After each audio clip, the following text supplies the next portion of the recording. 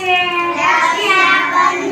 શ્રાવણ સુદ પૂનમ એટલે કે નારિયેળી પૂનમના દિવસે રક્ષાબંધનનો તહેવાર આવે છે. બરાબર? આ દિવસે બહેન અંતરના પ્રેમ ધાગાથી રાખડી બાંધીને પોતાના ભાઈની જીવનની સુરક્ષા માટે પ્રભુને પ્રાર્થના કરે છે.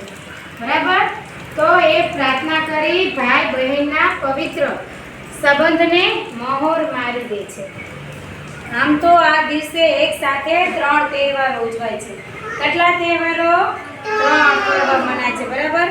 બ્રાહ્મણો પોતાની માટે આ જનોઈ બદલવાનો દિવસ છે. બરાબર?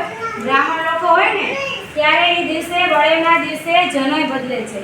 એના માટે એક પવિત્ર દિવસ છે. કરવો ફોન કરવાનો શું છે? સુઈ જાય શું છે? મમ્મી ફોન કરો. હા, પછી ઋષિમુનિઓના સમયમાં આ દિવસથી વૈદિક અભ્યાસ માટેનો નવું વર્ષ શરૂ થાય છે.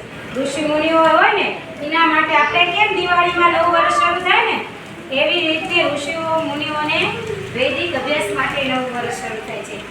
આ જ કારણે આજના શુભ દિવસે બ્રાહ્મણો નદી, તળાવ, સમુદ્ર કે સરોવરના કિનારે વહેલી સવારે પહોંચી જાય છે અને જનોઈ કે યજ્ઞોપવિત બદલીને એમના નવા વર્ષમાં પ્રવેશ કરે છે.